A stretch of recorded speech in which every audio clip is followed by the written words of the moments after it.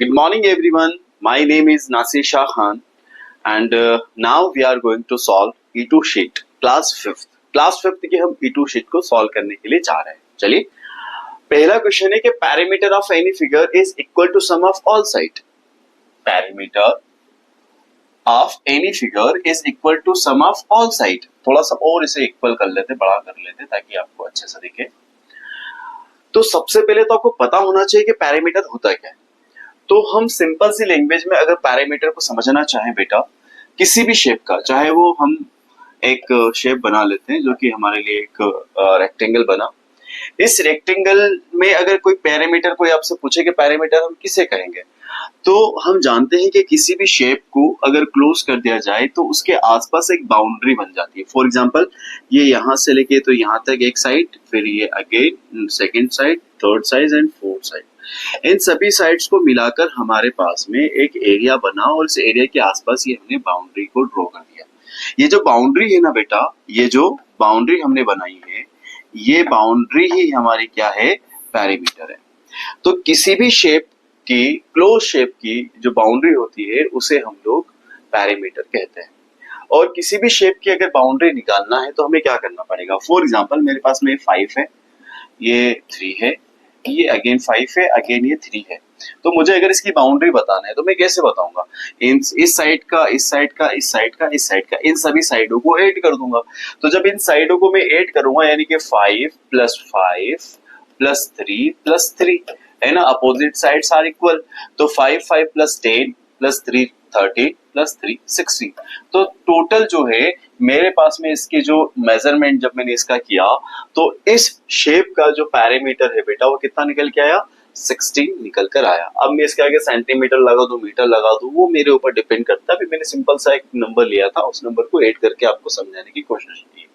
तो parameter of any figure, अब चाहे वो रेक्टेंगल हो, स्क्वायर हो या किसी भी टाइप का आपका शेप हो, फॉर एग्जांपल पेंटागन, हेक्सागन, तो क्या होगा कि equal to sum of all side. ये जो पैरामीटर होता है वो इक्वल होता है. किसके इक्वल होता है, जो सब साइड्स होती है अगर उसका सम कर दिया जाए तो सम करने पर ही हमें वो क्या मिलेगा, उसका पैरामीटर मिल जाएगा. तो पहला वाला जो हमारा स्टेटमेंट था वो ट्रू हुआ. ठीक है, पहला स्टेटमेंट हमारा ट्रू रहा. फिर नेक्स्ट है हमारा द सिंपलेस्ट फॉर्म ऑफ 25/35.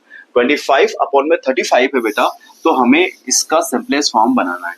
तो आई थिंक आपने इसको पढ़ा होगा, है ना. फ्रैक्शंस वाले आपका जो चैप्टर है, पार्ट वाला आपका जो चैप्टर है, पार्ट एंड होल, उसमें आपने इसको पढ़ा होगा. तो 25 अपॉन में है बेटा 35. मुझे इसको सिंपलेस्ट फॉर्म में कन्वर्ट करना है. सिंपलेस्ट फॉर्म में कन्वर्ट करने का वन एंड ओनली तरीका ये है बेटा कि उसके डिनोमिनेटर और उसके न्यूमिनेटर को हमको क्या करना है, सेम नंबर से कट करना है.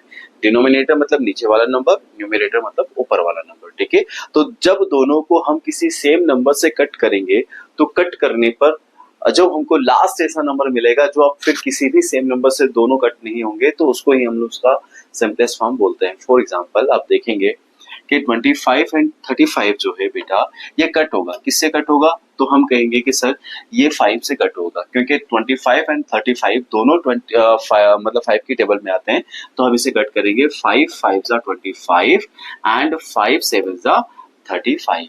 तो हमारा जब हम इसको सिंपल कर पा रहे हैं तो बेटा हमें मिला है 5/7. क्या मिला है, 5/7 हमें मिल चुका है. तो बताइए उसने क्या बोला है कि the simplest form of 25/35 is 5/7. Yes, इसका जो सिंपलेस्ट फॉर्म है वो 5/7 है. तो ये स्टेटमेंट भी आपका क्या हो जाएगा बेटा, ट्रू हो जाएगा. ठीक है, ओके. नेक्स्ट अब हम लोग जा रहे हैं कि 23/99 is an improper fraction.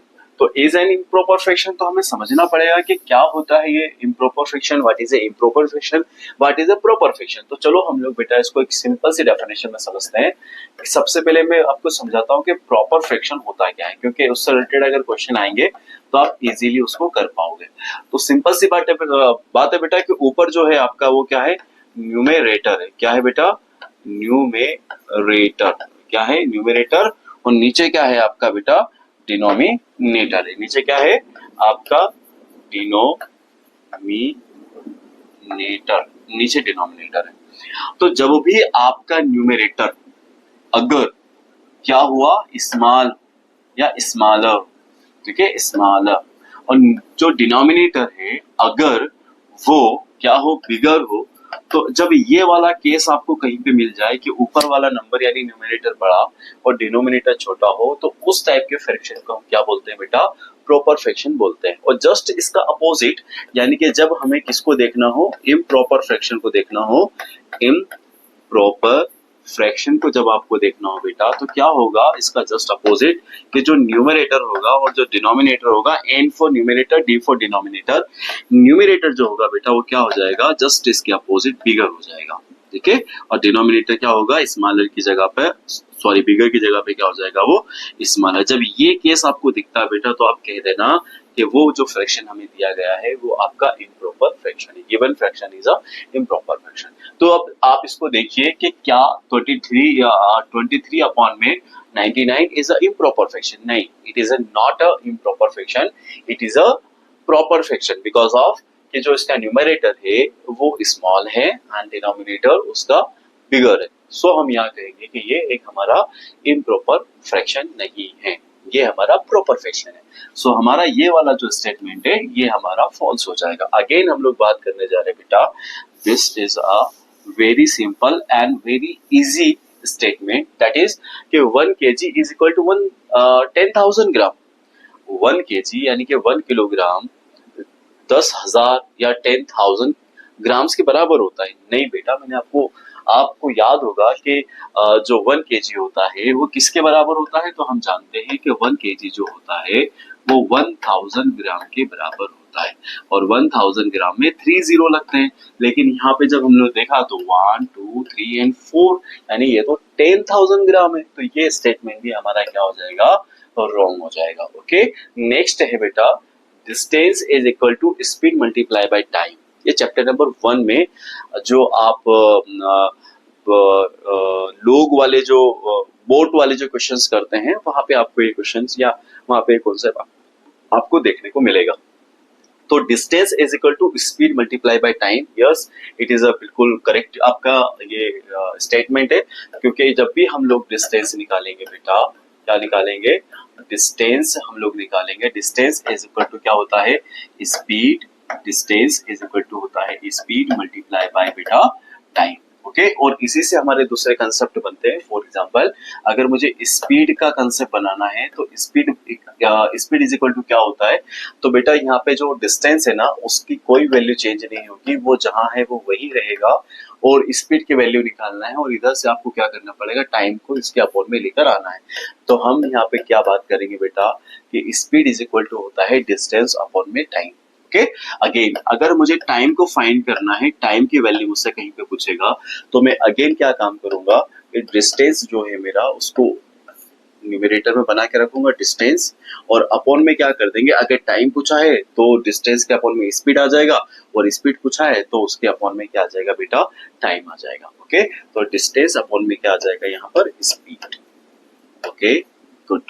Now question solve करते हैं, इससे रिलेटेड जो भी क्वेश्चंस होंगे उन्हें सॉल्व करेंगे। फर्स्ट, ये distance is equal to speed multiply by time, yes it's correct. So हम कहेंगे कि ये स्टेटमेंट हमारा ट्रू है। Again time is equal to speed upon में distance, no no no no, time is equal to होता है डिस्टेंस अपॉन में स्पीड, डिस्टेंस अपॉन में स्पीड। तो ये भी हमारा क्या हो जाएगा, तो रॉन्ग हो जाएगा। डिस्टेंस कभी भी डिनोमिनेटर नहीं बनेगा, डिस्टेंस हमेशा आपका न्यूमरेटर ही रहेगा। ओके, नाउ फिर नेक्स्ट क्वेश्चन है कि we can write 5500 grams as 55 kg। So चलो देखते हैं हम लोग, हमें जो ये कंसेप्ट पता है, हम जानते हैं, हमने कन्वर्ट सीखा था। तो जब भी हमें किसी ग्राम की वैल्यू को, अभी मैं इसको ऐसे समझा देता हूँ, जब भी मुझे किसी ग्राम की वैल्यू को बेटा किलोग्राम में कन्वर्ट करना रहेगा, तो ग्राम की जो भी वैल्यू होगी, ग्राम की जो भी वैल्यू होगी, मैं उसे 1000 से क्या कर दूंगा, डिवाइड कर दूंगा। तो मुझे ये कहा है बेटा कि ये जो आपको 5500 ग्राम दिया गया है, अगर मैं इसको 1000 से डिवाइड करूंगा बेटा, तो क्या होगा, 0 से 1 0 कैंसिल, अगेन 0 से 1 0 कैंसिल होगा। और आपको याद होगा कि मैंने आपको समझाया था, या नहीं पता है तो चलो देखते हैं हम लोग, कि अगर किसी का डिनोमिनेटर 10 या 10 की पावर में हो, मतलब 0 0 वाला हमारा डिनोमिनेटर हो तो हम उस फ्रैक्शन को इजीली कन्वर्ट कर सकते हैं। कैसे कन्वर्ट कर सकते हैं बेटा, तो आप चलो इसको देखो, आपको समझ में आएगा कैसे कन्वर्ट करना है। तो ये जो 0 है ना, ये 0 काट जाएगा और इन इस ऊपर जो नंबर दिया है हमें न्यूमरेटर, जो नंबर बचे हैं वहां से 1 नंबर आपको काउंट करना, उसके बाद पॉइंट लगा देना। तो मैंने इसके बाद पॉइंट लगा दिया, तो मेरा ये जो कनेक्शन है ना वो क्या हो गया, 5.5 kg। तो बेटा हमने ये जो पढ़ा है स्टेटमेंट कि we can write 5500 gram as 55 kg, तो ये सही नहीं है, it is a wrong. So ये जो स्टेटमेंट है ये क्या हो जाएगा आपका, ये स्टेटमेंट हो जाएगा आपके लिए फॉल्स। क्या हो जाएगा ये स्टेटमेंट आपका false. Okay, now we are going to next topic हमारा, एंड नया स्टेटमेंट हमारे पास में है। वो स्टेटमेंट क्या है बेटा, देखो जरा समझो। स्टेटमेंट है आपका कि 15 अपॉन में 20 इज इक्विवेलेंट टू 3/4। ये जो 15/20 है यानी कि ऐसा फ्रैक्शन जिसके न्यूमरेटर में 15 डिनोमिनेटर में 20 है, उसका इक्विवेलेंट 3/4 है। तो सबसे पहले हमें समझना पड़ेगा कि what is the meaning of equivalent. तो इक्विवेलेंट जो वर्ड है ना बेटा, वो बना है इक्वल साइन से। कैसे बना है बेटा, इक्वल साइन से बना है। इक्वल का क्या मतलब होता है, जो इक्वल हो, है ना, एक जैसे हो। अब मुझे तो ये इनकी शकल और सूरत देख के तो कहीं से कहीं तक नहीं लग रहा कि एक जैसे हैं। तो इनमें कोई तो कनेक्शन होगा, कोई तो ऐसा तरीका होगा जिसकी वजह से हम ये देख पाए कि आखिर किस तरीके से इसको ये बोलना चाह रहा है। तो बेटा जब भी हमें इक्विवेलेंट निकालना होता है ना किसी भी चीज का, तो उसे इक्वल करने के लिए हम लोग क्या करते हैं, उसे सिंपलेस्ट फॉर्म में लिखते हैं। किस में लिखते हैं बेटा, सिंपलेस्ट फॉर्म में हम उसे लिखते हैं। और सिंपलेस्ट फॉर्म में लिखने के लिए हमारे पास में सिंपल सा तरीका है कि जो हमारा न्यूमरेटर होता है और जो हमारा डिनोमिनेटर होता है, उन दोनों नंबर्स को हम क्या करते हैं, सेम नंबर से, किससे बेटा, सेम नंबर से कट करते हैं। तो हम इसे कह सकते हैं कि cut by same number, cut by same number. तो चलो हम 15 अपॉन में जो 20 है उसे सेम नंबर से कट करते हैं। बताइए कि 15 और 20 किस नंबर से दोनों कटेंगे, है ना, या दोनों किसकी टेबल में आते हैं। तो मुझे तो बिल्कुल सिंपल वे में दिख रहा है कि दोनों 5 के टेबल में आते हैं, मतलब ये दोनों जो है 5 से कट हो जाएंगे। किससे कट हो जाएंगे, 5 से। तो चलो हम करके देखते हैं। 5 3 15 एंड 5 4 20। तो आंसर आया 3/4। तो इनका जो सिंपलेस्ट फॉर्म है बेटा, इसका जो सिंपलेस्ट फॉर्म है वो 3/4 है। अगर ये यहाँ पे 3/4 लिखा है तो यस, ये जो 15/20 है उसका इक्विवेलेंट 3/4 हो जाएगा। तो देखो क्या दिया है, 15/20 इज इक्विवेलेंट टू 3/4। यस, 3/4 जो है वो इक्विवेलेंट है किसका, 15/20 का। तो ये स्टेटमेंट हमारे लिए क्या हो जाएगा बेटा, ट्रू हो जाएगा। नेक्स्ट हम लोग चलते हैं कि a square has 4 equal sides. Yes, square कैसा होता है, स्क्वायर का जो फॉर्मेशन होता है वो हम लोग ऐसा कर लो, थोड़ा सा देखो, मैंने क्लियर तो नहीं बनाया, मैं एक बार और थोड़ा सा इसको देख लेता हूँ, समझाता हूँ आपको। ओके, स्क्वायर कैसा होता है, ऐसा, यही हमारा स्क्वायर हुआ जिसका चारों साइड जो है, यानी 4 जो साइड्स है वो इक्वल रहेंगे, उसे हम लोग स्क्वायर कहते हैं। तो आई स्क्वायर हैज 4 इक्वल साइड्स, ये स्टेटमेंट आपका ट्रू हो जाएगा। फटाफट भी चलते हैं। एंड अगेन आपसे क्वेश्चन पूछा है कि 1/2 एंड 2/4 आर इक्वल फ्रैक्शंस। तो चलिए इसको भी देख चेक करने का सिंपल सा एंड वन एंड ओनली तरीका है कि आप उन दोनों को, अगर दोनों कट हो रहे हैं तो आप उन्हें कट कर दो। फॉर एग्जांपल ये तो ऑलरेडी सिंपलेस्ट फॉर्म है, इससे ज्यादा उसको सिंपलेस्ट नहीं किया जाएगा। तो ये जो पार्ट है आप इसे सिंपलेस्ट कर सकते हो, जैसे 2 1 2, 2 2 4। तो आप इसको क्या लिख सकते हो, आप इसको लिख सकते हो इन द 10 दिस फॉर्म 1/2। तो ये यानी कि fraction 1 and fraction 2 are equal. So ये वाला स्टेटमेंट भी हमारा क्या हो जाएगा बेटा, ट्रू हो जाएगा। ओके, और नेक्स्ट क्वेश्चन है आपका कि 90 degree is called a right angle. Yes, जो राइट एंगल्स होते हैं बेटा वो एग्जैक्टली 90 डिग्री के होते हैं, तो हम लोग उसे राइट एंगल कहेंगे। और राइट एंगल का जो शेप है वो हमें हर स्क्वायर में, हर एक रेक्टेंगल में आपको दिखेंगे वो। ओके, और जो राइट एंगल होता है बेटा वो एक अल्फाबेट के जैसा दिखता है, वो अल्फाबेट क्या आपका एल जहां पे आपको दिख जाए वो आपका क्या होगा, राइट एंगल होगा। नेक्स्ट हम लोग चलते हैं, the smallest multiple of any number is the number of itself. तो बताइए, मुझसे वो क्वेश्चन पूछ रहा है कि किसी भी नंबर का जो स्मॉलेस्ट मल्टीपल होता है, एनी नंबर है ना, इज द नंबर इटसेल्फ, क्या वो नंबर खुद होता है। किसी भी नंबर का सबसे छोटा मल्टीपल वो नंबर खुद होता है। तो यस बेटा, सबसे पहले बात तो आपको पता होना चाहिए कि what is a multiple.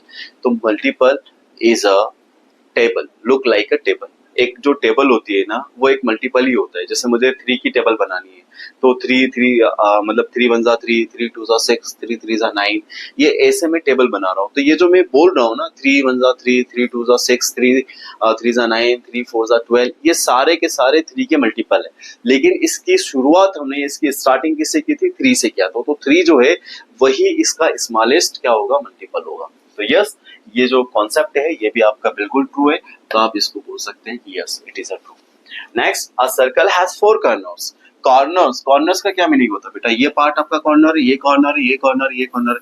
But मैं जब सर्कल बना रहा हूं तो आपको कहीं पे भी कोई कॉर्नर दिख रहा है? नहीं। तो हम कहेंगे कि this is a wrong statement. And again we are going to question number 14, a triangle always has 2 side. No, triangle this is a triangle and triangle has 3 sides, 3 corners, 3 vertex। but यहाँ पे तो problem क्या है? क्या triangle always has 2 sides? no, triangle में always 3 sides होती है। ठीक है, तो ये स्टेटमेंट भी हमारा क्या हो जाएगा बेटा? फॉल्स हो जाएगा। नेक्स्ट क्वेश्चन नंबर 15 पे जा रहे हैं बेटा। Question number 15 is a good question. आपसे पूछा है कि an acute angle is more than 90 degree. क्या acute angle more than 90 degree होता है? तो चलिए आज हम लोग acute angle, optic angle, reflex angle के कॉन्सेप्ट को भी समझ लेते हैं। सबसे पहले हम लोग समझते हैं बेटा कि what is a right angle. सबसे पहले what is a right angle. बेटा जो राइट एंगल होते हैं ना, वो एग्जैक्टली 90 डिग्री के होते हैं। कितना डिग्री के होते हैं बेटा? एग्जैक्टली 90 डिग्री के वो होते हैं। राइट एंगल का डबल जो होता है वो होता है स्ट्रेट एंगल। कौन सा होता है? Straight angle. इसका डबल कितना हुआ? 180 डिग्री। 180 डिग्री, ये इसको हम स्ट्रेट एंगल बोलते हैं। ओके, और स्ट्रेट एंगल का भी जो डबल होता है उसे हम लोग बोलते हैं कंप्लीट एंगल या फुल रोटेशन एंगल। तो कितना हुआ? 360 डिग्री। कोई पूछे कि राइट एंगल दिखता कैसा है? तो राइट एंगल दिखता ऐसा है, look like a L alphabet. Okay, and straight angle तो इट्स अ सिंपल सीधी या straight line. Okay, now we are tell this line is a straight angle या 180 डिग्री का एंगल। एंड कंप्लीट एंगल एक point से start करेंगे और पूरा घूमकर, क्या बोल रहा हूं मैं, कि आप एक पॉइंट से उसको स्टार्ट करेंगे और पूरा घूमकर, मान लो ये वो पॉइंट है, ये जो पॉइंट है यहाँ से घुमा और अगेन यहाँ पे आ गए, तो इसी को हम लोग कहते हैं कंप्लीट एंगल। ओके बेटा, ये 3 कांसेप्ट मेरे ख्याल से आपको क्लियर हुआ होगा। अब हम लोग बात करते हैं किसका? Acute angle. तो ये बहुत ज्यादा ही सिंपल है। क्या है कि जो एक्यूट एंगल होते हैं वो 0 डिग्री और 90 डिग्री के बिटवीन में बनता है। मतलब जो भी एंगल 0 डिग्री से बड़ा और 90 डिग्री से छोटा होगा उस एंगल को हम लोग क्या बोलेंगे? Acute angle. मतलब अगर कोई एंगल 1 डिग्री का भी बन रहा है ना, तो उसे हम लोग एक्यूट एंगल कहेंगे। और कोई एंगल अगर 89 डिग्री का बन रहा है तब भी आप उसे क्या कहोगे? एक्यूट एंगल कहेंगे।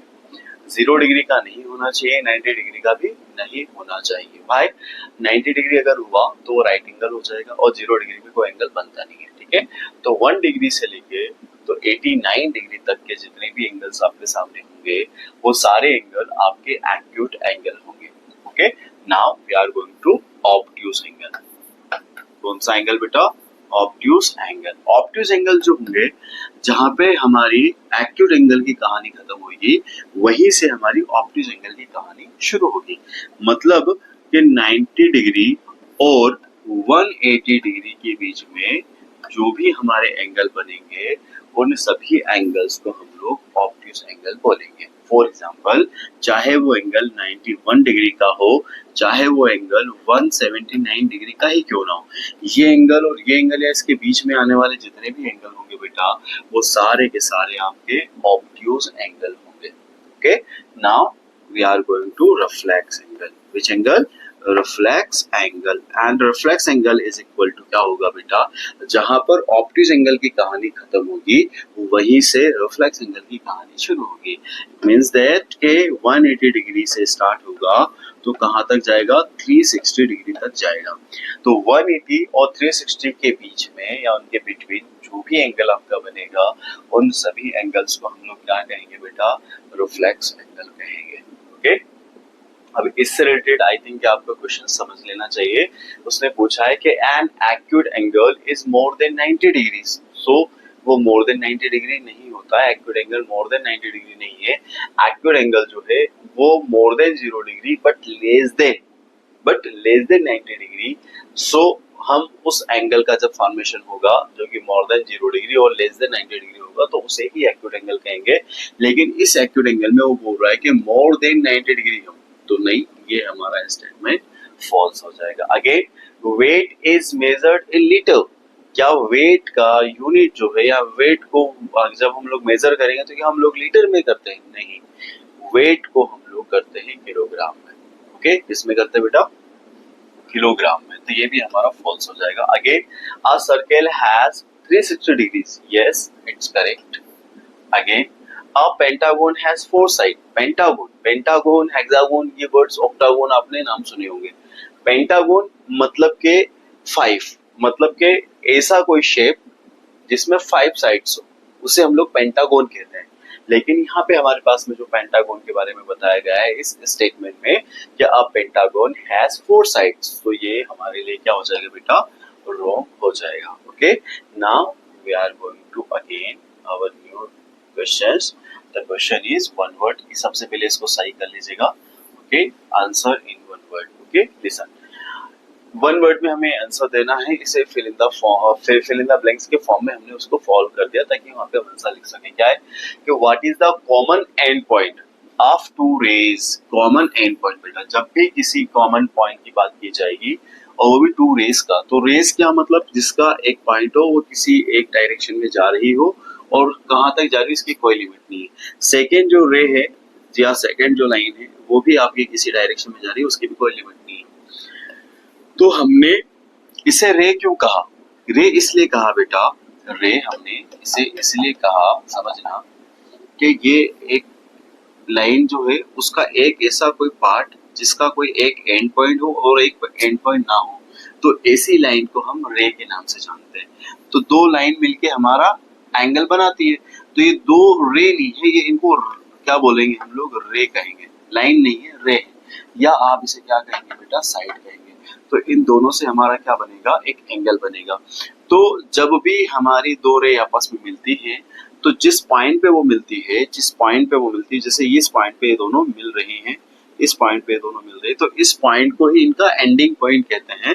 लेकिन इसे मैथमेटिकली हम लोग एक नाम से जानते हैं जिसे हम लोग क्या कहते हैं बेटा, वर्टेक्स कहते हैं। तो आपसे कहा है कि what is the common end point of two rays called, तो आंसर में आ जाएगा बेटा वर्टेक्स। क्या आ जाएगा बेटा, वर्टेक्स आ जाएगा। Okay, what is the angle in a square called, जो स्क्वायर है उसमें कौन सा एंगल बनता है, एक्यूट बनता है या फिर ऑब्ट्यूज बनता है, रिफ्लेक्स बनता है, कौन सा एंगल बनता है। तो बेटा सबसे पहले तो हमें पता होना चाहिए कि स्क्वायर दिखता कैसा है। तो ये स्क्वायर आपका ऐसा दिखता है, ठीक है, स्क्वायर। और देखो आप स्क्वायर को देखो कि स्क्वायर में ये वाली जो साइड, इन दोनों से जो हमारा एंगल बना है वो राइट एंगल बन रहा है। मतलब कि जो भी आपका स्क्वायर होगा उसमें किस टाइप का एंगल बनेगा बेटा, तो ऑलवेज वो राइट एंगल ही बनेगा, एग्जैक्टली 90 डिग्री वाला एंगल ही बनने वाला है। Okay, again we are going to next question. The question is what do we call a number which divide exactly another number. तो बेटा एक ऐसा नंबर है जो एग्जैक्टली किसी अनदर नंबर को डिवाइड करे या एग्जैक्टली उसे कट कर जाए, तो उस टाइप के नंबर्स को हम लोग क्या कहते हैं बेटा, फैक्टर कहते हैं। क्या कहते हैं बेटा, फैक्टर। तो this is a factor, this is a factor. Okay, prime number या प्राइम फैक्टर की आपने डेफिनेशन सुनी होगी क्या, which number has two factor that is 1 and itself is it's called, क्या हो जाएगा, प्राइम नंबर। ओके, तो यहाँ हम फैक्टर की बात करते हैं। फैक्टर का मतलब क्या होता है कि ऐसे नंबर जो कि किसी एक नंबर को पूरा पूरा डिवाइड कर दे। जैसे फॉर एग्जांपल मेरे पास में एक नंबर है मैंने 8 नंबर लिया 8। अब मैं देखना चाहता हूँ कि इसका फैक्टर कौन कौन से, तो मैंने कहा 1 2 4 एंड 8। तो ये जितने भी नंबर है वो एग्जैक्टली इस 8 को पूरी तरीके से कट कर पाएंगे, पूरी तरीके से कट कर पाएंगे। तो ये जो फैक्टर्स है ये अनदर नंबर को भी कट कर रहे हैं, इसलिए हम लोग उसे क्या कहेंगे, फैक्टर्स कहेंगे। Okay, next we are going to our next question. The question is look at the board and listen to me carefully and read the question carefully. That is, what do we call the number which comes in the table of another number? वो उस number को बताइए जो किसी अगले number की table में आता है, उसे क्या कहते हैं।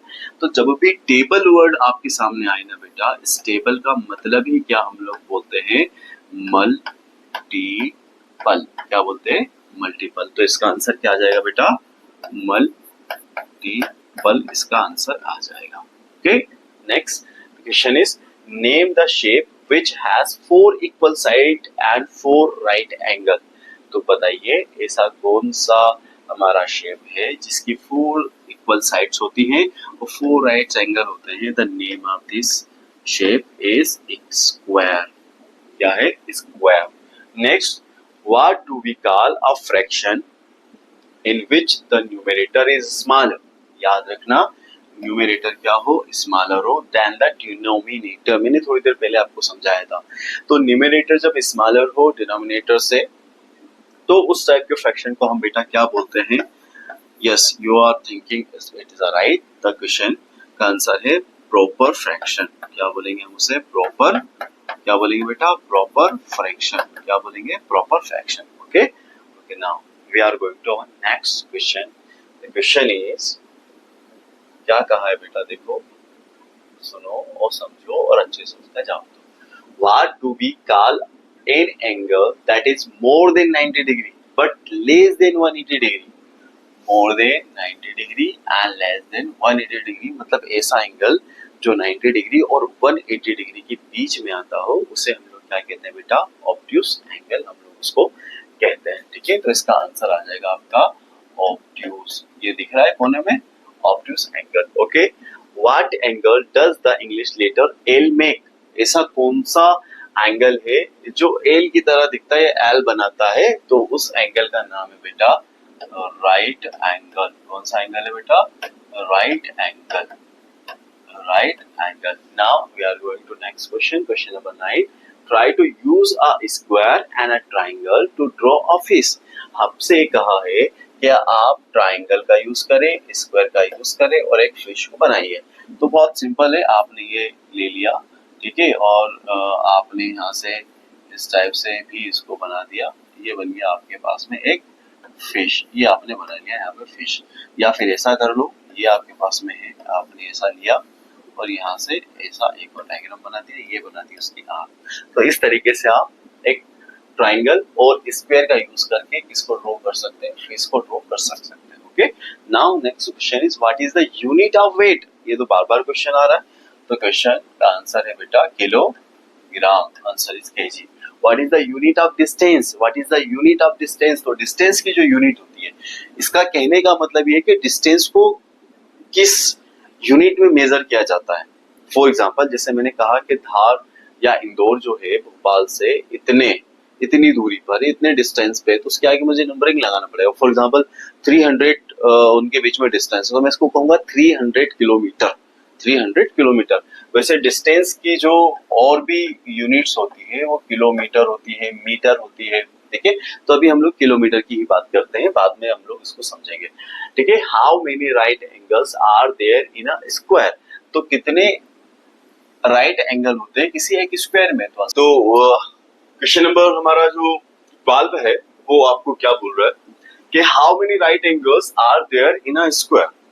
किसी स्क्वायर में कितने राइट एंगल्स होते हैं। How many right angles in there in a square. So square होता कैसा है, तो अभी हमने थोड़ी देर पहले देखा था बेटा कि जो स्क्वायर है हमारा, देखना जो हमारा स्क्वायर है वो कैसे होगा। हम स्क्वायर को ऐसे बनाते हैं, this is a square. Okay, जिसकी चारों मतलब 4 साइड्स कैसी हो, इक्वल हो, कॉर्नर्स इक्वल्स हो। तो राइट एंगल मीन्स के एल जहां बनता हो, तो ये देखो एल आपका कहाँ का बन रहा है बेटा, तो एल हमारा बन रहा है बेटा इस वाले पार्ट पर, कहाँ पर, इस वाले पार्ट पर हमारा एल बन रहा है, यहाँ पर, यहाँ पर, एक यहाँ पर और एक यहाँ पर। तो बताइए how many right angles are there in a square, 1 2 3 and 4। तो अब आंसर आ जाएगा बेटा 4। कौन सा आंसर आएगा आपका, 4 आपका आंसर आएगा। तो this is your answer 4। Okay, now what is the unit of speed, what is a unit of speed. तो स्पीड की यूनिट क्या है, तो बेटा आपको पता होगा, जैसे हमने डिस्टेंस की स्पीड लिखी थी किलोमीटर, ओके, इसी तरह से स्पीड को पहचानने के लिए भी उसकी कुछ यूनिट्स होती है। उसके आगे कोई नंबर आपको दिया, नंबर के आगे कोई ऐसी यूनिट्स उसके लिए यूज किया जाता है जिससे ये पहचाना जा सके कि हम लोग उसको रिकॉग्नाइज कर ले कि वो हमारा स्पीड है।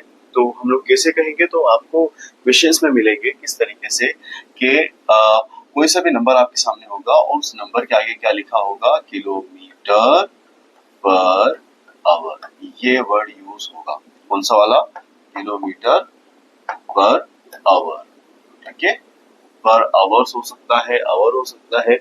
तो what is the unit of speed, kilometre per our. तो आप इसको सिंपल फॉर्म में लिख सकते हैं किस तरीके से, इस तरीके से, ये मैंने लिखा किलोमीटर और उसके आगे लगा दिया एच, सिंपल सा, ठीक है। तो स्पीड की यूनिट है kilometre per hour. Next, what angles does the English letter L make.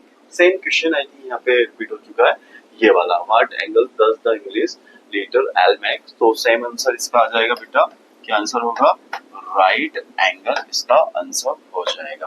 Okay, good. Next we are going to question number next, what is the full form of LCM. What is the full form of LCM, LCM का full form क्या है। तो L से list या lowest, सी से common, M से multiple, list common multiple या lowest common multiple, ये इतने सारे होते हैं। आप इन दोनों में से किसी को भी लिख सकते हैं। तो या तो आप लिस्ट लिख दीजिए या फिर आप क्या लिख दीजिए, लोवेस्ट। क्या लिख दीजिए बेटा, लोवेस्ट, है ना, common, lowest common multiple, multiple, okay. Next question है, what is the full form of HCF। What is a full form of HCF। HCF का हमें फुल फॉर्म बताना है बेटा, तो चलिए हम बताते हैं। तो फुल फॉर्म आ जाएगा आपका HCF का हाईएस्ट, क्या आ जाएगा बेटा, highest, highest common, highest common factor, highest common factor, ये आपका HCF का है फुल फॉर्म। ओके, आगे भी हम लोग उसको सीखेंगे। अभी थोड़ा सा हो सकता है राइटिंग आपको सही से दिख नहीं रही हो या समझ में नहीं आ रही हो, तो आप चाहें तो हम इसे फिर से भी लिख सकते हैं। इसको लिख लेते हैं ताकि आपको सही चीज समझ में आ जाए। ओके, पहले एलसीएम का लिखते हैं, list common, list common multiple, और लोवेस्ट भी आप कर सकते हैं इसकी जगह पर। फिर उसके बाद आ जाएगा आपका हाईएस्ट,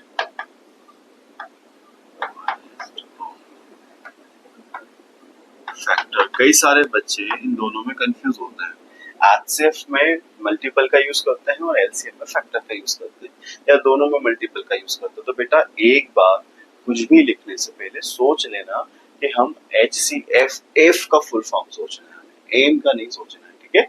तो list common multiple and HCF का highest common factor. Okay, next हमारे पास में आ गया है फिर से क्वेश्चन कि what is the unit of area. जिस तरीके से हमने स्पीड को समझा, डिस्टेंस को समझा, वेट को हमने देखा कि इनकी यूनिट्स क्या होती है जिसके थ्रू हम उनको पहचाना जा सके, उसी तरह हम लोग किसी भी एक एरिया का हमें एरिया निकालना हो, किसी भी एक सरफेस का हमें एरिया निकालना हो, तो जब हम उसके आगे एरिया कोई नंबर हम बोले तो उसके आगे एक वर्ड यूज करना पड़ता है जिसकी वजह से कोई सामने वाला बंदा या कोई और उसे समझ पाए कि हाँ ये एक एरिया है। फॉर एग्जांपल जैसे एरिया, जैसे मान लीजिए किसी के पास में प्लॉट होगा, किसी के पास में कोई खेत होगा तो हर किसी के बारे में ना हम लोग को स्क्वायर में उसको बताते हैं। मतलब जैसे मान लीजिए किसी के पास 15-40 का या 15-50 का किसी के पास प्लॉट है, तो 15-40 का होगा तो वो बोलेगा कि यार मेरे पास में टोटल 600 स्क्वायर फीट का कोई प्लॉट रखा है। या जो 15-50 जिसके पास में होगा वो कहेगा कि मेरे पास में एक प्लॉट है जिसका जो स्क्वायर है वो 750 100 है या 750 है, ठीक है, 750 या 750 स्क्वायर सेंटीमीटर है या फीट है या किलोमीटर, जो भी वॉटेवर जो वो यूज करना चाहे, ठीक है।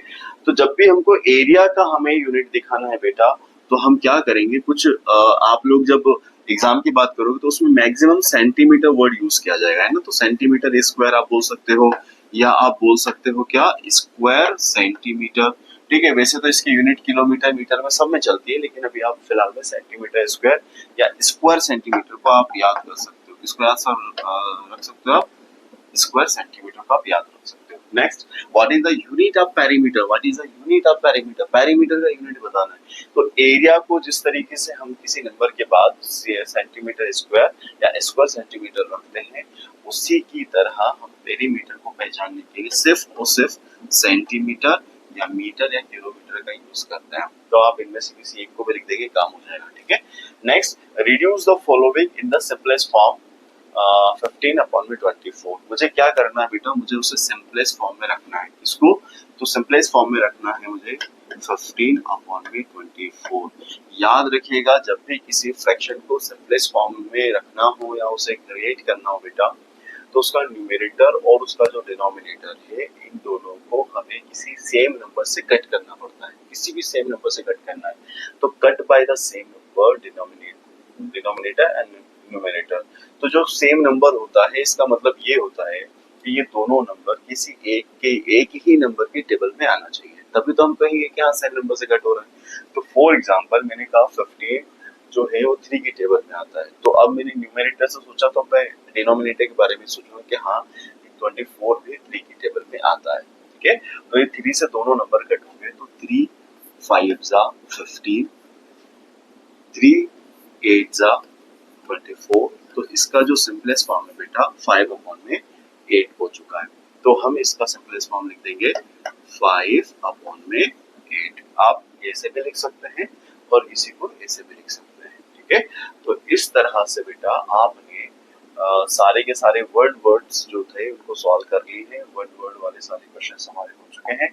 Now we are going to next question. The question is choose the correct options. तो चलिए हम इसको देखते हैं, चूज द करेक्ट ऑप्शंस।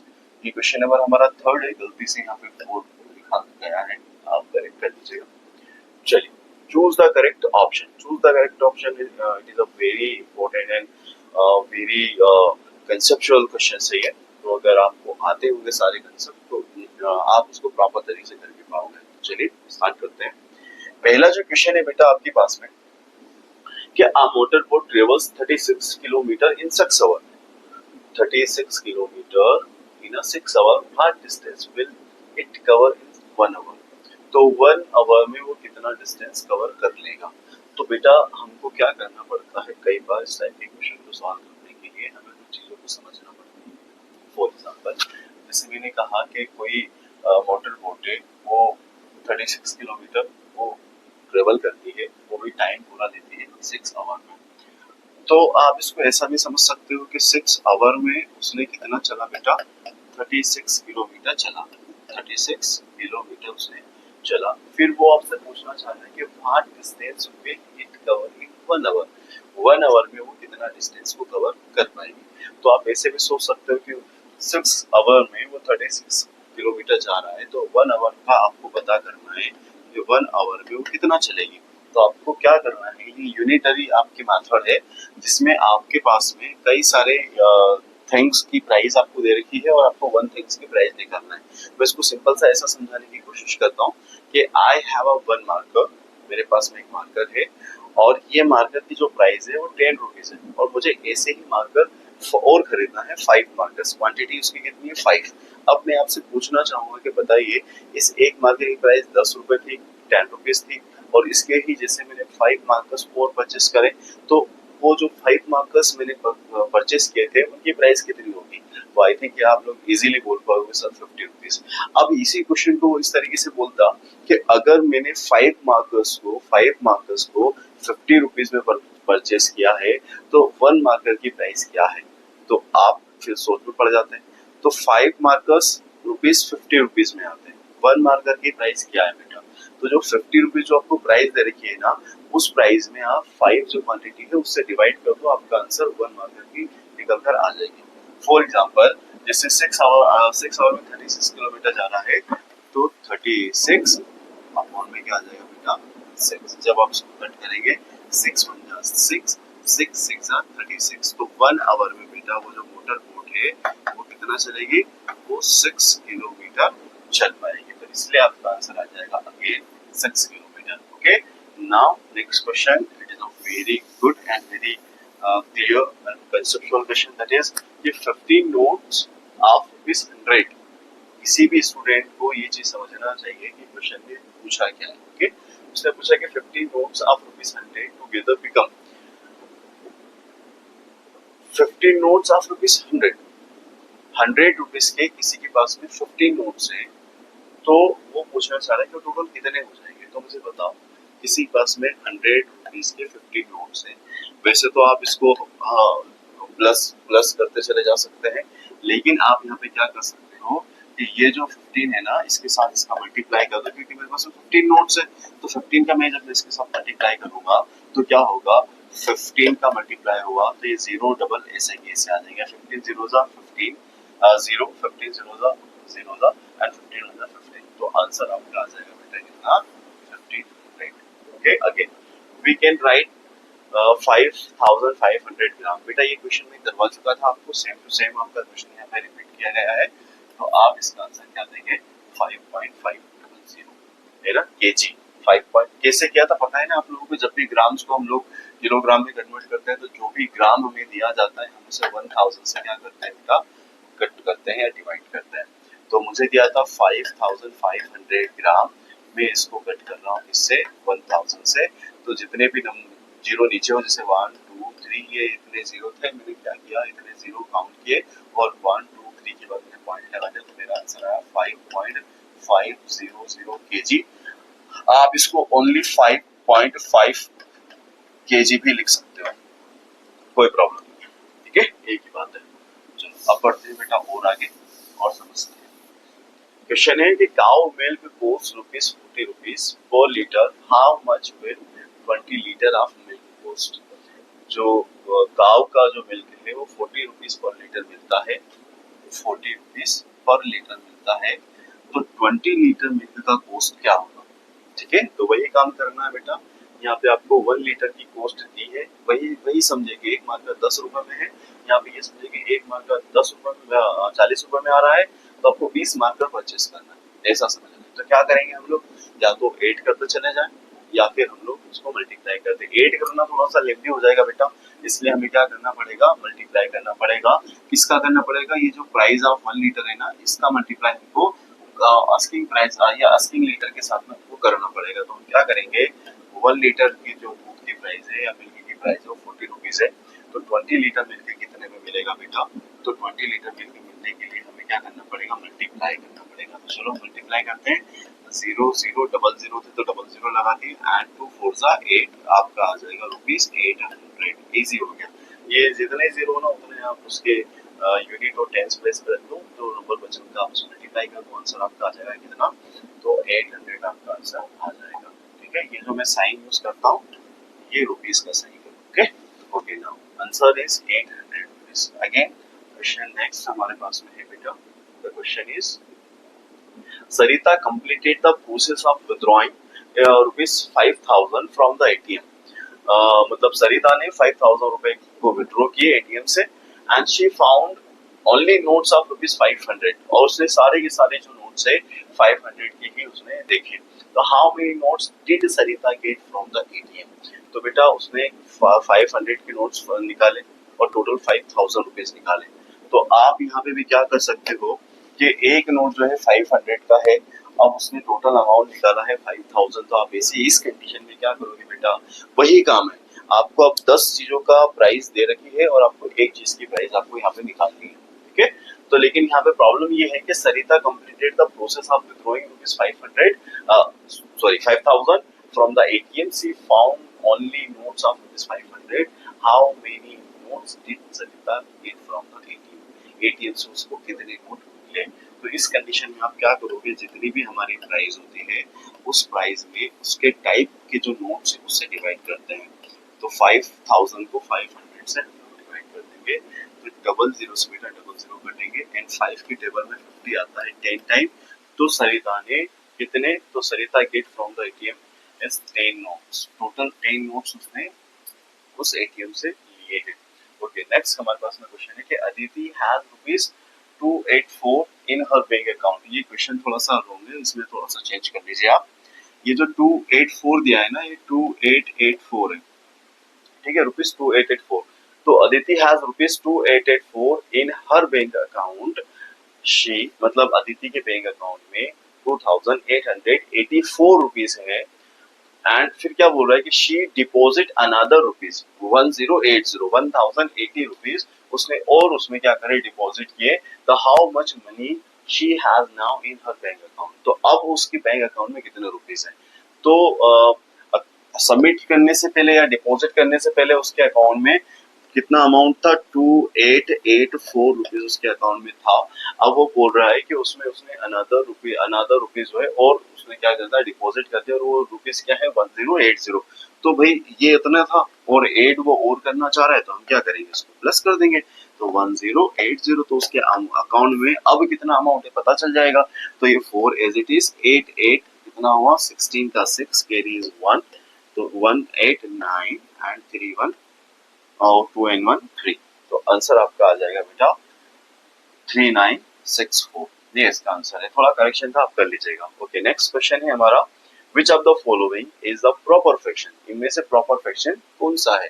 तो अभी थोड़ी देर पहले हम लोगों ने समझा था बेटा कि जो प्रॉपर और जो इम्प्रॉपर फ्रैक्शंस होते हैं वो कैसे होते हैं। तो उसका जो न्यूमरेटर होता है, याद रखना, जब भी हम प्रॉपर फ्रैक्शन की बात करेंगे, पीएफ मतलब प्रॉपर फ्रैक्शन, जब भी हम प्रॉपर फ्रैक्शन की बात करेंगे तो उसका जो न्यूमरेटर होगा ना वो डिनोमिनेटर से छोटा होगा, ठीक है।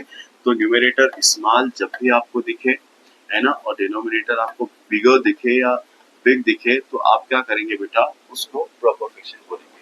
तो यहाँ पे आपको पीएफ यानी प्रॉपर फ्रैक्शन पूछा है, तो 1/2, 5/2, 11/2, 41/2। तो ये सारे इधर से यानी डी, सी और बी, ये सारे के सारे इम्प्रॉपर फ्रैक्शन है, क्योंकि इनका न्यूमरेटर बड़ा दिख रहा है डिनोमिनेटर से, ठीक है। तो only this option is correct for our question, which of the following is a proper fraction. Clear बेटा, प्रॉपर फ्रैक्शन को याद रखना, ये प्रॉपर फ्रैक्शन जो होता है उसका न्यूमरेटर छोटा स्मॉल एंड डिनोमिनेटर बिगर होता है, ठीक है। और एक और वर्ड आप यहाँ से समझ लो कि जो इम्प्रॉपर फ्रैक्शन होता है, इम्प्रॉपर फ्रैक्शन जो होता है उसमें क्या होगा कि जो न्यूमरेटर होगा वो क्या हो जाएगा, आपका बिगर हो जाएगा। न्यूमरेटर क्या हो जाएगा बेटा, बिग हो जाएगा, और जो आपका डिनोमिनेटर है वो क्या हो जाएगा, स्मॉल हो जाएगा। तो इस कंडीशन को हम लोग इम्प्रॉपर फ्रैक्शन कहते हैं, जो कि हमारे आगे क्वेश्चंस में आने वाले हैं। चलो बढ़ते हैं हम लोग आगे। Question number 8। क्वेश्चन नंबर 8 जो है बेटा, उसमें थोड़ा सा आप समझिए आपको क्या कहा है।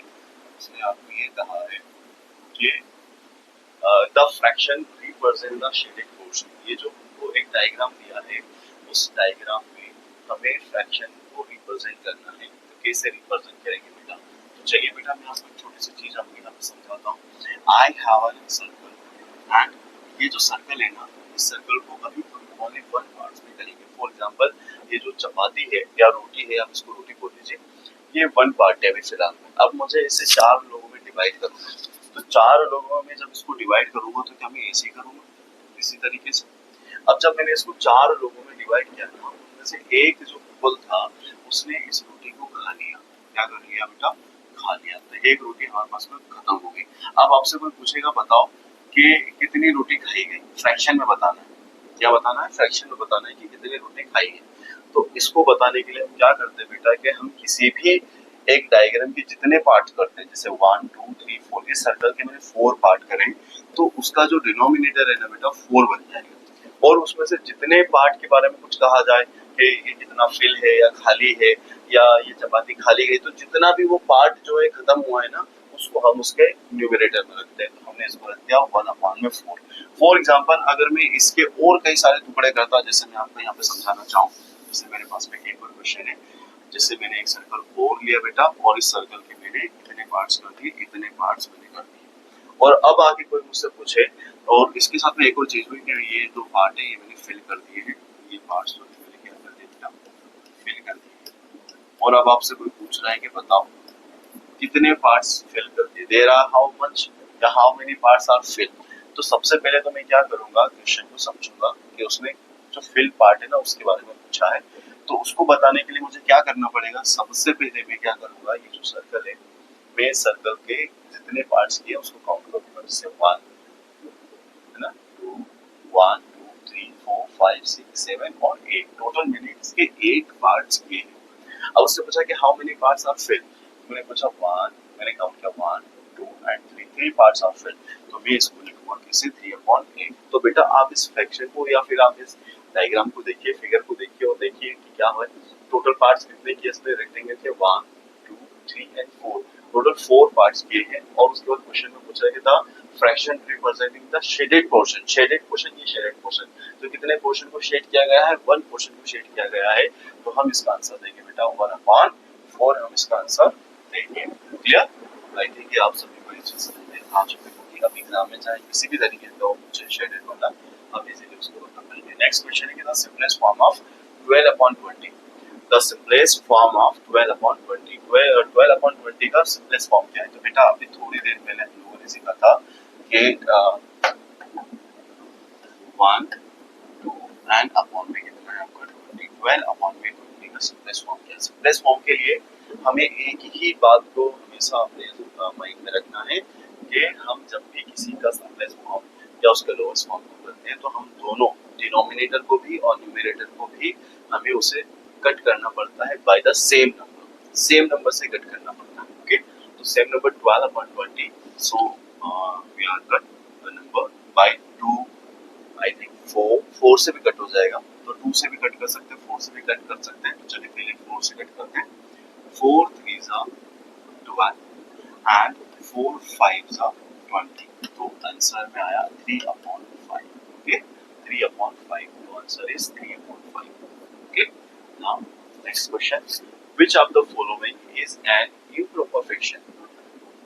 I think you remember that in our जो हमने नेक्स्ट क्वेश्चंस किए थे, पिछले वाले जो क्वेश्चंस किए थे, उस क्वेश्चन में मैंने पीएफ और आईएमएफ को समझाया था, आईपीएफ को, जिसमें मैंने आपसे कहा था कि जो इम्प्रॉपर फ्रैक्शंस होते हैं बेटा, उसका न्यूमरेटर बड़ा होता है और डिनोमिनेटर छोटा होता है, numerator bigger and denominator smaller.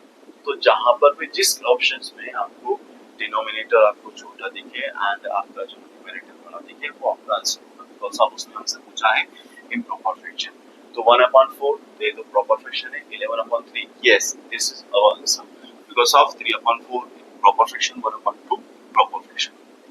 Okay, फिर पूछा है कि स्ट्रेट एंगल मेजर्स, तो स्ट्रेट एंगल 180 डिग्री हमने समझा था ट्रू एंड फॉल्स में, वहां पे मैंने स्ट्रेट एंगल राइट एंगल सभी को समझाया था। तो straight angle is equal to 180 degree होता है। Okay, which letter makes a right angle, इनमें से कौन सा वो लेटर है बेटा जो राइट एंगल बनाता है। ठीक है, तो which letter makes a right angle, so A तो एक्यूट बना रहा है, बी एक्यूट बना रहा है, जेड भी एक्यूट बना रहा है, only one T, T is a letter that make right angles. Okay, two right angle, देखो कितने राइट एंगल है, टू, ये मैंने टी बनाया, एक तो ये एल बना आपका और एक इधर का एल बना, तो इस तरीके से ये टी के पास दो राइट एंगल्स हैं। A shape with 5 shaded is called 5 shades, तो याद रख लेना पेंटागन। 6 साइड हो तो ये हेक्सागोन आ जाएगा, अगर 7 का बोलता तो ये हेक्सागोन को चूज करता, 8 साइड की बात करता तो मैं ओक्टागन को चूज करता, एंड ट्रायंगल 3 साइड्स की बात करता तो मैं किसको चूज करता बेटा, इस ट्रायंगल को चूज करता। बट उसने क्या पूछा है, 5 sides is called a pentagon, तो आंसर में पेंटागन लिखना है। Next, the angle less than 90 degree, less than 90 degree, तो 0 और 90 के बीच में जो एंगल बनते हैं उसे हम बोलते हैं बेटा एक्यूट एंगल। ओके, ये मैं आपको ट्रू एंड फॉल्स में समझा चुका हूं, एक बार वहां से आप एक बार और ट्राई कर लीजिएगा। अ straight angle measure 180 degree, repeat हुआ क्वेश्चन। नेक्स्ट क्वेश्चन है कि which of this is a three side closed shape, three side closed shape, तो थ्री साइड किसकी होती है? एक ही चीज की होती है, ट्राइंगल का। रेक्टेंगल में तो फोर साइड होती है, सर्कल में कोई साइड नहीं होती, पेंटागन में फाइव साइड्स होती है। ठीक है, तो आंसर आ जाएगा आपका ट्राइंगल। नेक्स्ट आपको कहा है कि a fish weighed 3.25 kg, how many gram is that? तो हमें ये कहा गया है कि जो 3.25 kg है वो एक फिश है, उसका वेट इतना है। बस मैं चाहता हूँ कि मैं इसे कन्वर्ट करके किसमें बता दूं? ग्राम में बता दूं। तो बेटा याद रखना, जब भी किसी किलोग्राम को ग्राम में कन्वर्ट करना हो तो आपको जो क्वेश्चन मिलेगा किलोग्राम वाला, किसका मिलेगा बेटा? किलोग्राम वाला। मैं इसको ऐसा कर देता हूँ, किलोग्राम वाला जो क्वेश्चन मिलेगा उसको किलोग्राम के नंबर के साथ याद रखना है ना, जो किलोग्राम होगा उसके साथ में आपको 1000 का मल्टीप्लाई करना पड़ेगा। जब आप 1000 का इसका मल्टीप्लाई कर दोगे तो आपका आंसर ग्राम में कन्वर्ट हो जाएगा। चलिए मैं इसको थोड़ा सा सिंपल करके समझाने की कोशिश करता हूँ। जैसे मेरे पास में यही क्वेश्चन है 3.25 और मुझे इसको ग्राम में कन्वर्ट करना है, तो मैं मल्टीप्लाई करूंगा बेटा किससे? 1000 से। किससे? 1000 से। ठीक है, अब आपको एक नई चीज सिखा रहा हूँ, हो सकता है कि आपने क्लास में वो पढ़ी हो, और अगर नहीं पढ़ी हो तो बेटा समझना कि क्वेश्चन ये है कि मैं इसका जो पॉइंट है उसको रिमूव करूंगा और उसके एवरेज में 1 रखूंगा, और उस पॉइंट के बाद जितने नंबर है जैसे 1 एंड 2 उतने ही हम लोग क्या कर देंगे? डबल जीरो लगा देंगे। ठीक है, तो अब ये 325 हो चुका है अपॉन 100 है, उसका मल्टीप्लाई मैंने ऑप्शन से किया है, तो इसके बाद में कुछ भी ना होता है क्या करेंगे? ठीक है, तो ये 10 से कैंसिल, फिर 10 से कैंसिल।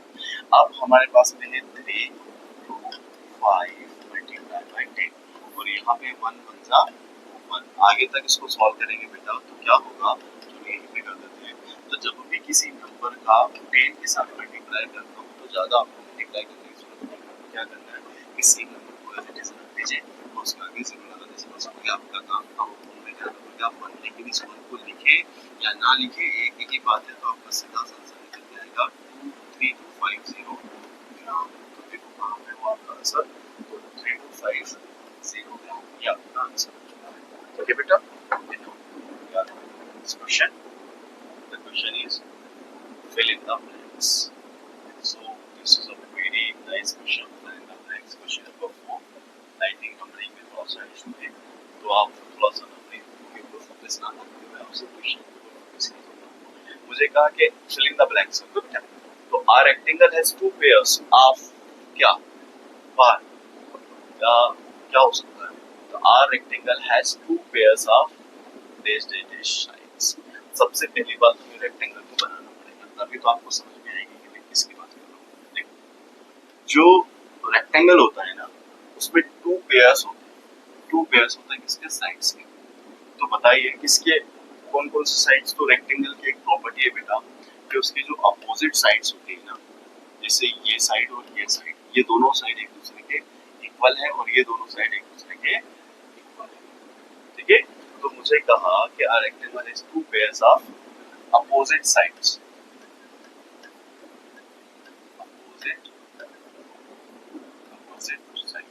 ठीक है, तो अपोजिट जो साइड है बेटा उसका यहाँ पे पेयर बनते हैं किसमें? रेक्टेंगल में। तो rectangle has two pairs of opposite है ना, opposite sides, opposite sides. Next, a straight angle is equal to, जो स्ट्रेट एंगल होता है वो किसके बराबर होता है बेटा? आंसर आएगा आपका 180 degree. Now next question, are the number which exactly divide another number. जब भी डिवाइड की बात आती है ना बेटा तो आपके माइंड में बस एक ही नंबर आना चाहिए, और वो नंबर है हमारा, या उस नंबर का नाम है फैक्टर। क्या नंबर है? फैक्टर। तो factor are the numbers which exactly divide another. Okay. Next, reciprocal of the 1/7. Reciprocal. So what is a reciprocal?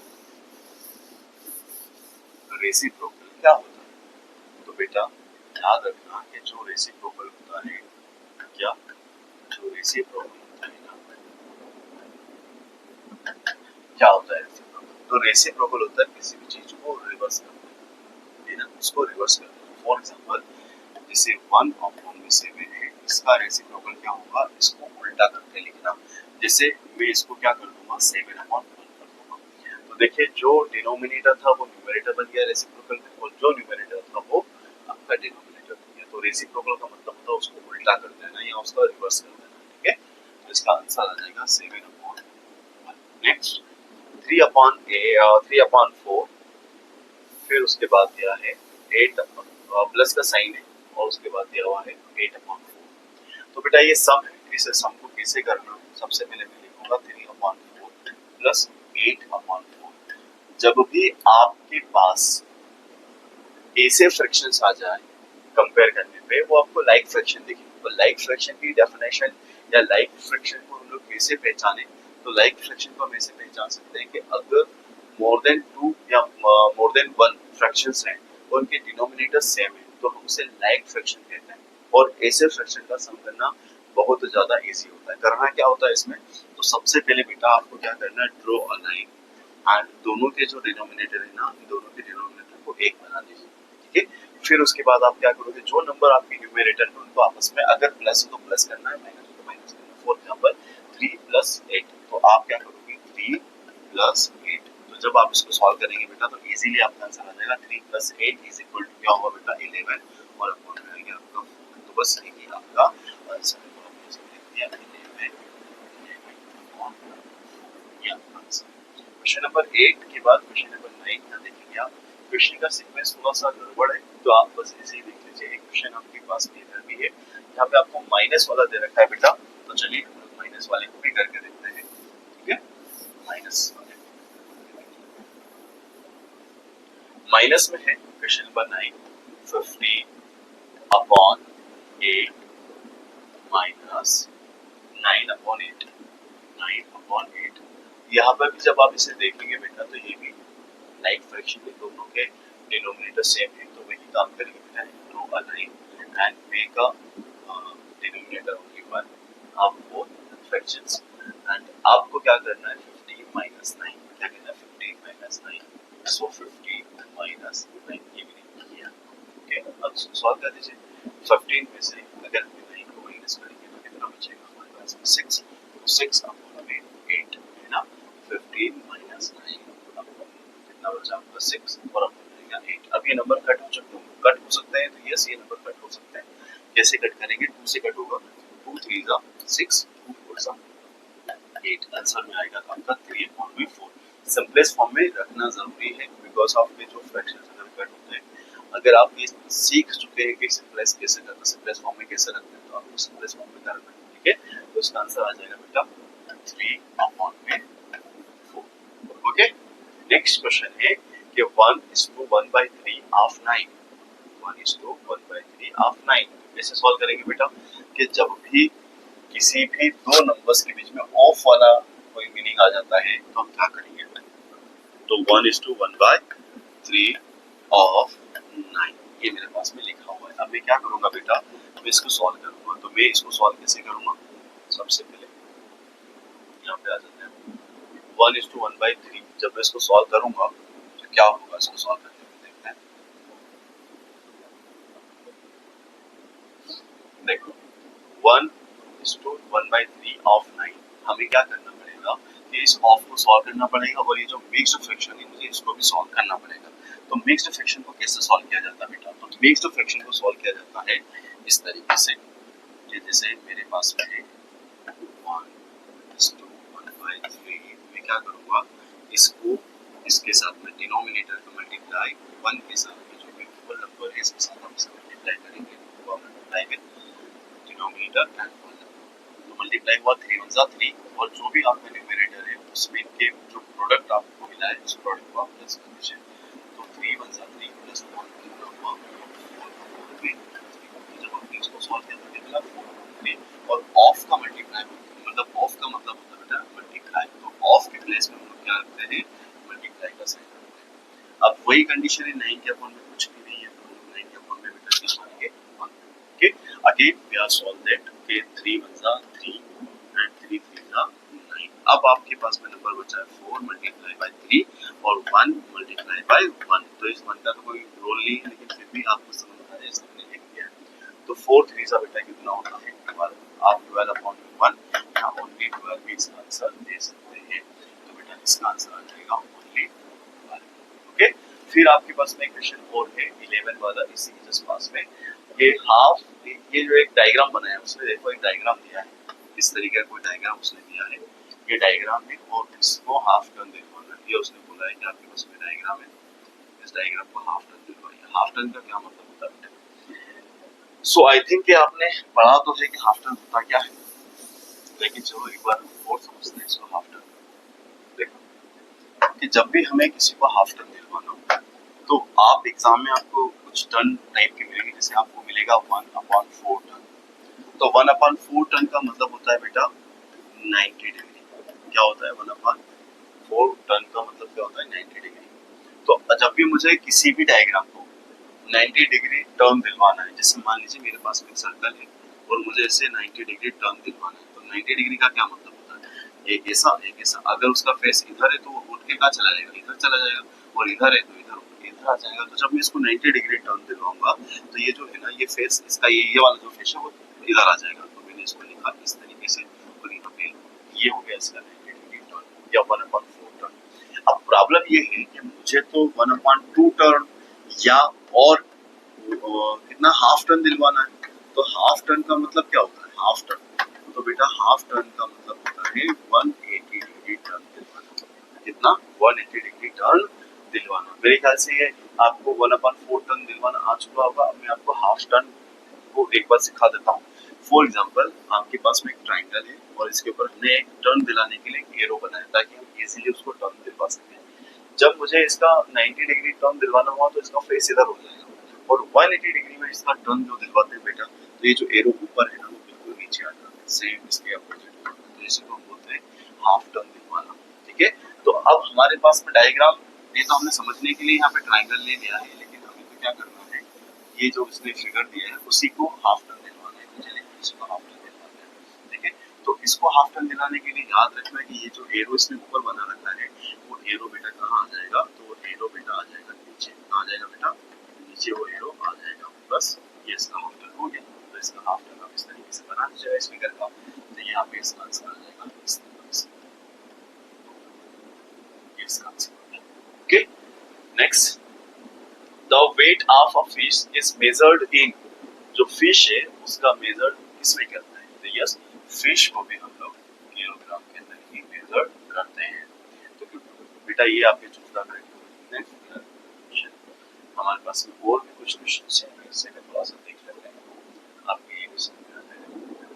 चलो क्वेश्चन है कि अ स्ट्रेट एंगल मेजर्ड, अ स्ट्रेट एंगल मेजर्ड कुछ डिग्री, किस डिग्री के अंदर इसको मेजर किया जाता है? तो जब भी स्ट्रेट एंगल की बात आएगी बेटा तो आपको याद रखना है स्ट्रेट एंगल मतलब 180 डिग्री। ओके, फिर बोला है कि dash dash dash has no corners and no straight lines। ऐसा कौन सा शेप है बेटा, या ऐसा कौन सा शेप के डायग्राम है जिसके पास किसी भी तरीके का कोई कॉर्नर्स नहीं होते, कोई स्ट्रेट लाइंस नहीं होते? तो वो क्या होता है बेटा? सर्कल। क्या होता है बेटा? सर्कल होता है। ठीक है, 1 kilogram is equal to 1 kilogram is equal to होता है बेटा 1000 grams. The angle less than 90 degree, less than 90 degree, जब भी लेस देन 90 डिग्री की बात आए तो आप एक ये को यूज करना। Next question number 18। Question number 18 है कि the two rays forming an angle are called. किसी एंगल में जो टू रेज होती है, एंगल को फॉर्म करने के लिए जो टू रेज हम यूज करते हैं उसे क्या कहते हैं? एंगल्स का क्या वर्ड उसके लिए यूज किया जाता है बेटा? तो हम उसके लिए आर्म और आप यूज कर सकते हैं साइड, इन दोनों में से किसी भी एक को यूज कर सकते हैं। ओके, तो टू रेज जो है फॉर्मिंग एन एंगल, किसी एंगल को फॉर्म करते हैं तो उसे क्या कहते हैं? तो आर्म या साइड्स हम उसे कहते हैं। नेक्स्ट है the common end point is called, common end point, common end point, common end point. तो याद करो बेटा हमने एक डायग्राम बनाया था, कॉमन एंड पॉइंट, ये टू रेज है हमारी जिसे हम लोग साइड या आर्म बोलते हैं। इनका जो कॉमन एंड पॉइंट है उसे क्या कहते हैं? हम उसे वर्टेक्स कहते हैं। क्या कहते हैं बेटा? वर्टेक्स कहते हैं। Next, a square has 4 equal sides. क्या है? 4 equal sides, 4 equal sides. both sides. The angle in the letter L is a right angle. ये क्वेश्चन लगता है कि अच्छा इंपॉर्टेंट है, आप इसे याद रखिएगा. A fish that weight 2.5 kg is equal to how many grams? तो थोड़ी देर पहले समझा था बेटा 2.5 मल्टीप्लाई बाय 1000. जब आप इसे करोगे बेटा ये पॉइंट हटेगा, अपॉन में आ जाएगा 10, 0 से 0 कैंसिल होगा, आंसर आ जाएगा आपका 2500 ग्राम. तो इसका आंसर आ जाएगा 2500 grams. Okay.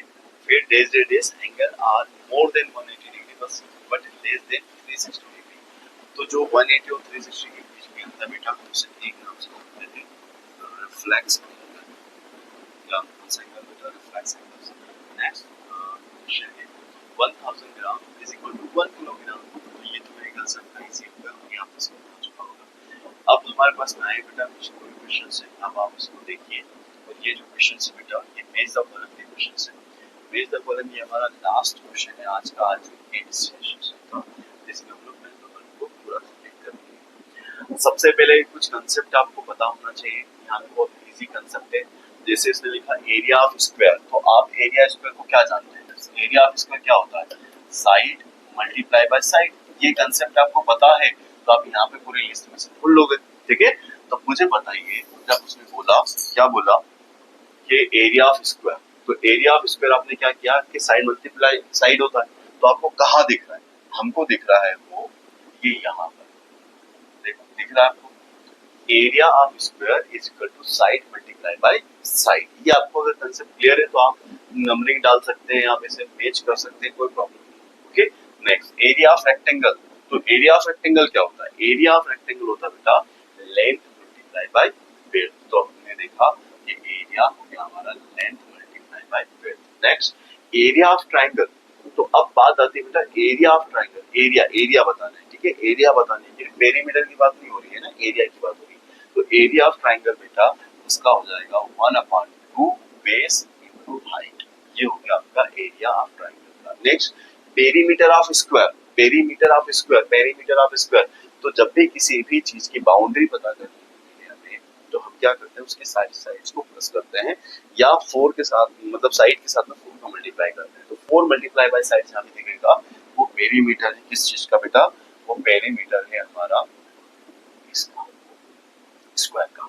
तो perimeter of square is equal to 4 multiply by side. Next perimeter of equilateral triangle. Equilateral triangle का मतलब होता है बेटा जिसके 3 साइड्स कैसी हो equal, all sides are equal. तो आप यहाँ पे देखेंगे कि इसको perimeter of perimeter of rectangle देख लेते हैं पहले. तो पेरीमीटर ऑफ रेक्टेंगल जो होता है उसमें अपोजिट पेयर्स होते हैं बेटा साइड्स के. तो लेंथ और विड्थ दो पेयर्स अलग निकल जाएंगे, यानी कि 2 multiply by length plus width. आप ऐसा उसको समझ सकते हैं. मैं जो बोल रहा हूँ हो सकता है आप कंफ्यूज हो जाए, इसलिए मैंने उस वर्डिंग को काट दिया. अब देखना पेरीमीटर ऑफ रेक्टेंगल बेटा क्या होता है 2 multiply by length plus width.